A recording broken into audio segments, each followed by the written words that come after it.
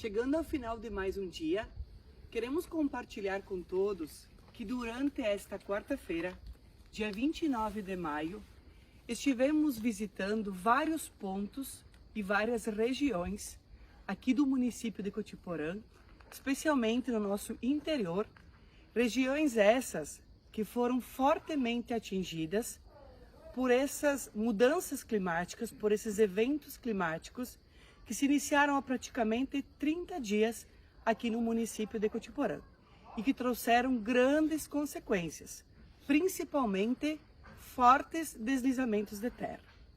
Hoje eu estou acompanhada pelos professores do curso de Geologia, o professor Pedro e o professor Clóvis, que estiveram nos acompanhando, juntamente com a nossa equipe técnica aqui do município de Cotiporã, a qual fizeram estudos, análises, que eu vou passar a palavra então para os nossos professores que gentilmente estiveram aqui no município. Então, vice-prefeita Lenita, nós recebemos através do diretor do Instituto de Geociências contato aqui da prefeitura, né, relatando os problemas ocorridos no município por causa dessas chuvaradas todas que aconteceram. E aí o diretor conversou conosco e sugeriu, né, até pedido acho que da Larissa, né, que alguém viesse para cá para fazer uma análise geológica dos eventos, para entender melhor, esclarecer as pessoas que foram diretamente afetadas, aquelas que foram indiretamente afetadas, mas que estão preocupadas com o decorrer dos processos, né? Então a gente hoje, né, nós andamos hoje numa área bastante grande do município. De manhã eu estive lá na Vila Fátima e fiquei surpreso com a intensidade dos problemas, né, com a intensidade dos deslizamentos, com o impacto causado, né? Mas deu para a gente chegar bem perto, olhar o problema, entender de uma forma bem razoável, né, como eles aconteceram, por que eles aconteceram, além do grande volume de chuvas, mas assim a contextualização geológica, geomorfológica, né? Aí de tarde nós vivemos aqui no Morro do Céu, né? Também vimos coisas assim impressionantes, né, desoladoras, né, pessoas assim intensamente afetadas, muito preocupadas, né? E tentamos deixar claro para essas pessoas, né, qual é o risco que tem, onde elas estão morando, se é maior ou se é menor, né? Qual a preocupação que elas têm que ter e como elas devem se comportar, como elas devem se portar, como elas devem observar os fenômenos daqui para frente. Vou passar para o Clóvis agora, para ele também fazer observações a partir do que ele viu. Da mesma maneira que o professor Pedro colocou, essas observações que nós fizemos, a gente constata pelo menos duas situações típicas de movimentos de massa. Um tipo que não tem o que fazer, já ocorreu, ele é catastrófico, que a gente classifica como corrida de lama ou fluxo de detritos, que são aqueles movimentos de massa que a gente observa a partir de uma determinada cota, né? E do ponto de vista geológico a gente conseguiu observar alguns locais mais específicos, que são os nascedouros desses grandes movimentos de massa. E nesses casos, então, quando se deflagra o processo a partir do topo da encosta, ele é catastrófico porque ele atinge velocidades extremamente altas, há uma grande quantidade de água, detritos de natureza diversa, é solo, rocha, vegetação. E obviamente isso, à medida que ganha velocidade, tem uma força de destruição elevada. E a gente então observa alguns lugares assim que eu nunca havia observado isso em todos os lugares que andei ao longo do tempo, como engenheiro geotécnico. De outra parte, eu observei pela manhã um caso tipificado como escorregamento ou rastejo. São dois tipos de movimentos de massa em que são eventos menos catastróficos. Eles nos dão mais avisos. Esses avisos, nós estamos aqui na residência do senhor Ivanor Zonta e nós observamos aqui na área do Parreiral onde está acontecendo algo que a gente pode classificar como um rastejo, um início de escorregamento, mas ele cessou.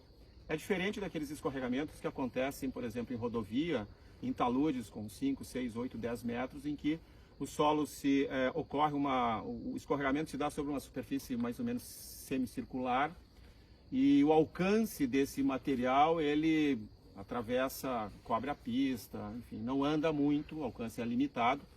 No caso desse que nós estamos aqui nesse momento, eu não classificaria como um escorregamento, mas sim como um rastejo. É um movimento de massa que ele tem como características, normalmente, uma espessura, um solo relativamente espesso, um solo heterogêneo, terra mais pedra, ou seja, solo, material fino misturado com fragmentos de rocha. Esse é um solo muito poroso, ele tem muito vazio. E por essas características, ele tem então uma resistência um pouco menor do que o solo que se origina diretamente sobre a rocha e permanece ali. E quando ele recebe muita água, ele tem capacidade de absorção de água, porque ele tem muito vazio, aumenta a carga desse solo, diminui a resistência e ele tende a se desestabilizar. Mas essa desestabilização ela é caracterizada por um movimento relativamente pequeno. Nós observamos aqui acomodações do terreno da ordem de meio metro até 0,7 metros aproximadamente no topo do início desse movimento. E ele sofre um inchamento no final uma pseudo-superfície de escorregamento, mas ele tem um alcance limitado. Depois que cessa a chuva, depois que a água consegue drenar, o próprio solo, quando ele se movimenta, ele se desintegra de alguma maneira e ele aumenta a quantidade de vazios e facilita a saída da água. E por consequência ele volta a se acomodar. Se acomodar significa ele volta a ter uma resistência suficiente para se autoestabilizar. Não tem nenhuma contenção. E de acordo com as informações do senhor Ivanor, ele constatou isso no momento do grande evento de chuva, quer dizer, houve um período de chuva acumulada, 2, 3 dias, e chegou no final desse período, provavelmente numa chuva intensa em determinado momento, e aí ele começou o processo de movimento. E esse movimento ele observou também que se estendeu aí pelo menos talvez 10, 15 dias, eu estou falando do dia 1º, 2 de maio até cerca do dia 20 talvez. E ele observa agora que ele ganhou uma certa estabilidade. Isso é normal, é de se esperar, né? E eu diria assim que esse material não deverá se movimentar tão facilmente ou tão cedo, salvo a queda de uma grande quantidade de chuva novamente. E aí, bom, para fazer frente a esse tipo de ocorrência, próximo da sua casa, a gente observou no outro lado aqui do Morro do Céu, algo parecido. Nós conversamos com os moradores de lá e demos algumas orientações. E uma das orientações que a gente dá é que o pessoal aumente a vigilância, observação. Em segundo, o seu Ivanor já compreendeu com clareza que tipo de observação ele pode fazer para quantificar se eventuais movimentos voltem a ocorrer. Ele aqui se observa bem a inclinação dos postes da parreira e se observa onde a parreira não se movimentou com clareza. Então, se conhece razoavelmente bem a área em que o solo se movimentou. E a partir daí ele já tem orientações de, por exemplo, um poste em pé, começar a medir o quanto ele se aproxima do chão à medida que ele inclina. Isso é uma medida, é uma informação que ele pode ter, um acompanhamento quantitativo. Em segundo lugar, ele provavelmente vai pintar alguns postes no limite inferior do movimento, os postes em pé, para ver se esses postes vão se mexer ou não. E bom, em última, então isso em período de seca, isso aqui não vai se mexer. Tá? A probabilidade disso aqui se mexer é remotíssima. Agora, em período de chuva, se chover muito, pode eventualmente se mexer. Então, a terceira orientação que foi dada é na medida, em tempo de seca, em tempo normal, procure um local que eu possa eventualmente não fugir, mas me deslocar quando tem uma previsão de intensidade de chuva alta com um determinado tempo mais longo, tá? E faz as medições antes, faz as observações antes, e depois que passa o período de chuva, ele já observou agora, parou a chuva, está quieto, tá? Volta a observar, e que a partir disso ele vai ter as próprias pessoas que moram no lugar vão entender o risco que é morar nesse lugar e administram com clareza esse risco, com conhecimento de causa. O que está acontecendo? como está acontecendo. Obviamente, nos primeiros, vamos pensar aqui, daqui um horizonte de 6 meses, quando ele observar 6 meses, ele vai ver muita chuva, pouca chuva, sol, chuva de novo. E ele vai observar se esse negócio se movimenta, se movimenta pouco, se não se movimenta nada, ou se movimentou muito. Se movimentou muito, ele não está aqui, ele está em segurança. Não vai acontecer isso no seco, de se movimentar. Isso é certo. Esses eventos todos, eles têm uma origem clara para todo mundo, para qualquer indivíduo, seja um técnico especialista ou uma pessoa leiga, que é a grande quantidade de chuva ao longo de um curto espaço de tempo e ainda assim, muitas vezes, num curtíssimo espaço de tempo, mais uma bomba d'água. E é isso que tem ocasionado todos esses eventos. Tanto que a gente conversa aqui com pessoas que têm 50, 60, 80, 100 anos e nunca ninguém viu isso. Portanto, o que aconteceu foi um evento muito diferente, anômalo, incomum e, bom, que aprendamos, acho que a gente deve olhar para isso aqui para nós técnicos, isso é um laboratório natural, para as pessoas que vivem aqui, que nunca tiveram essa experiência, agora já viram várias situações, né? A situação aqui do senhor Ivanor, a gente conseguiu, digamos assim, entender com uma certa clareza. É claro que para entender exatamente o volume de material que está se movimentando, teria que se fazer sondagem para ver a espessura de solo que está se movimentando, aonde está a superfície em que ele está levemente escorregando, lentamente sobre a qual escorrega. Mas foi possível ver com clareza, sim, pelo menos a área, o volume de material, pelas informações visuais, pelas fendas de tração, as fendas que tem no terreno e que são observadas, começou por eles observando, não por nós, em foto aérea ou algo desse tipo. Imagens remotas não enxergam isso. A gente precisa ir para o local e a melhor coisa é caminhar pelo local. E quando a gente tem pessoas que já caminharam, facilita muito o trabalho da gente como técnico também. A gente daí olha mais coisas e procura e mais rapidamente talvez entenda isso.